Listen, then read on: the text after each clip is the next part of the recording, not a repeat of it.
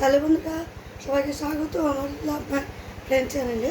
তা আজ আমি রান্না করছি কচুর ভর্তা। গাঠি কচুর ভর্তা করতে আমার কী লাগছে একবার দেখিয়ে নিই। তা গাঠি কচুর ভর্তা করতে আমার লাগছে এখানে কিছুটা কচু আমি সেদ্ধ করে জল ঝরিয়ে এখানে মেখে রেখেছি। এছাড়া লাগছে রসুন বাটা, কালো জিরে, কাঁচা লঙ্কা একটু লম্বা করে চিড়ে রেখেছি, আর নুন, হলুদ গুঁড়ো। আর এই রান্নাটা আমি সম্পূর্ণ সরষের তেলে করব। তা গ্যাসটা জ্বেলে দিয়েছি, তেলটা একটু গরম হোক, তেলটা দিয়ে দিচ্ছি 2 টেবিল স্পুন, কি আর একটু বেশি তেল দিলে অসুবিধা নেই। তেলটা আমার গরম হয়ে এসেছে, এর মধ্যে আমি দেব রসুন বাটা। রসুনটা একটু বেশি দিতে হবে, আর দেব কিছুটা গোটা কালো জিরে। এবার একটু নেড়ে দিয়ে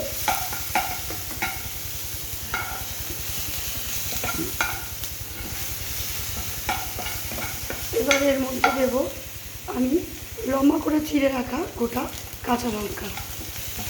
এটা খুবই ইজি তৈরি করতে, খুব একটা বেশি কিছু লাগে না, ঘরোয়া জিনিস দিয়ে তৈরি করা হয়। আর এটা গরম ভাতের সঙ্গে খেতে খুব ভালো লাগে। মাছ মাংস তো আমরা সবাই খাই, এবার কচু যদি একটু অন্যরকমভাবে আমরা খেয়ে থাকি, কচুর তরকারি বা কচু ভাতে আমরা সবাই খাই, কিন্তু কচুটা যদি একটু অন্যরকমভাবে করি নিশ্চয়ই সবার ভালো লাগবে খেতে। রসুনটা একটু ভাজা হলে এর মধ্যে আমি কচুটা মেশাই। রসুনটা ভাজা হয়ে গেছে, লাল লাল হয়ে গেছে রসুনটা। এবার এর মধ্যে আমি সেদ্ধ করা কচুটা দিয়ে দেব। এবার দেব নুন, পরিমাণ মতো লবণ আর হলুদ গুঁড়ো। এবার এটাকে আমি একটু নেড়ে দেবো, এর সঙ্গে মিক্সড করে দেবো। এবার এখানে আমি একটু দেবো নুন, একটু মশলা বলবো।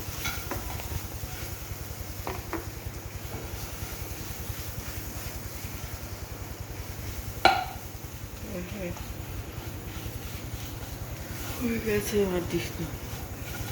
তো এবার আমি এটা একটু ভাজা ভাজা হবে, তারপর নামিয়ে নেব। তা আমার গাঠি কচু ভর্তা রেডি। এটা শুকনো শুকনো হয়ে গেছে। তা এবার আমি একটা প্লেটে এটা ঢেলে নেব।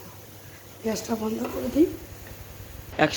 তা আপনারা দেখতে পেলেন কত সহজে আমার 2 মিনিটের মধ্যেই কচুর ভর্তা তৈরি করা হয়ে গেল। তা এটা খেয়ে কেমন লাগলো অবশ্যই আমাকে জানাবেন কমেন্ট বক্সে কমেন্ট করে। প্লিজ লাইক শেয়ার করবেন, আর নিউ ফ্রেন্ডরা প্লিজ আমাকে সাবস্ক্রাইব করবেন যাতে আমার চ্যানেল অনেক দূর এগিয়ে যায়।